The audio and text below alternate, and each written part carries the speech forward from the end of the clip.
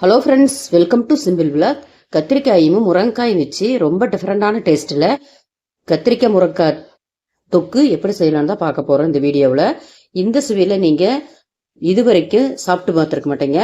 ரொம்பவே டேஸ்டான முறையிலையும் வித்தியாசமான முறையில் இருக்கும். கண்டிப்பாக வீடியோ முழுமையாக பார்த்துட்டு இந்த சுவையில் கண்டிப்பாக ட்ரை பண்ணி பாருங்கள்.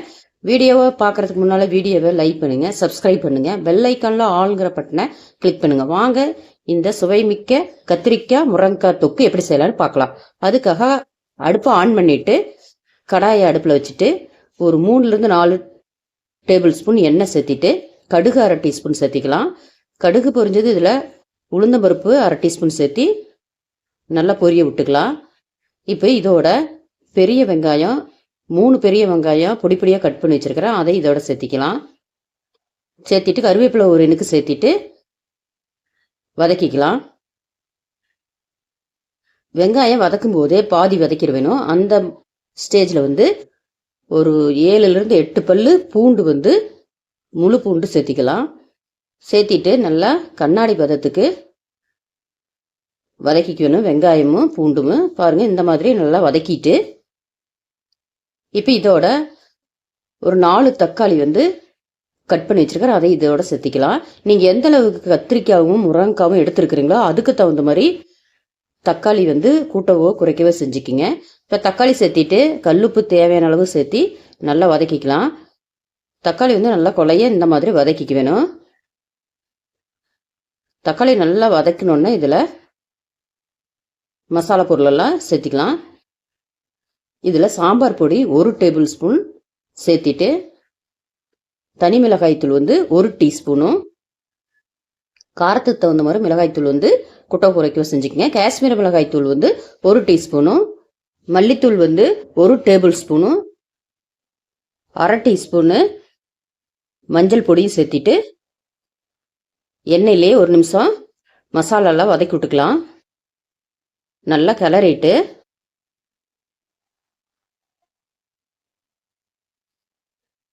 இப்போ இதோட இஞ்சி பூண்டு பேஸ்ட் 2 டீஸ்பூன் சேர்த்திக்கலாம்.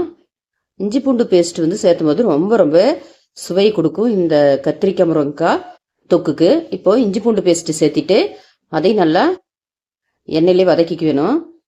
1 நிமிஷம் நல்லா வதக்கிட்டு அப்புறமா காய்களை சேர்த்துக்கலாம்.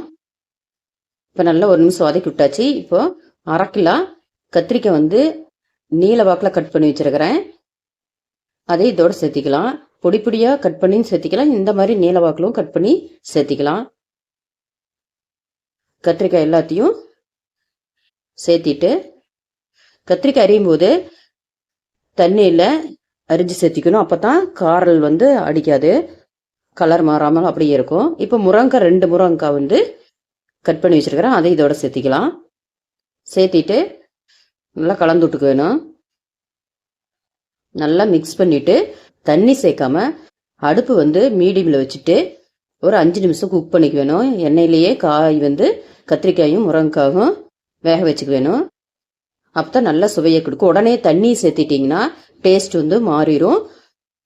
இப்படி சேர்க்கும்போது நல்லா சுவை எக்ஸ்ட்ரா கொடுக்கும் இந்த தொக்குக்கு. இப்போ நல்லா 5 நிமிஷம் கத்திரிக்காயும் முருங்கைக்காயும் வேக வச்சாச்சு. இப்போ நல்லா கிளறிட்டு பாதி காய் வெந்து வந்திருக்கும். இப்போ 1 கப்பு தண்ணி மட்டும் சேர்த்திக்கலாம். தண்ணி சேர்த்திட்டு நல்லா கலந்து விட்டுக்கலாம்.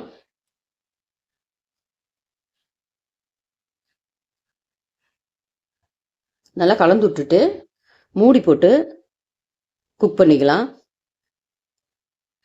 இப்போ நல்லா ஒரு 10 நிமிஷம் அடுப்பு மீடியம் வச்சு குக் பண்ணிங்கனாவே நல்லா தொக்கு ஸ்டேஜுக்கு வந்துடும், எண்ணெய் பிரிஞ்சு. இப்போ அடுப்புலையே அப்படியே வச்சுட்டு கிண்டி விட்டுக்கலாம். அடுப்பு குறைவான தீ வச்சுக்க வேணும். 1 நிமிஷம் அப்படியே கிளறிட்டு கடைசியாக இதில் துருவிய தேங்காய் ஒரு 1/2 கப்பு சேர்த்திக்கலாம்.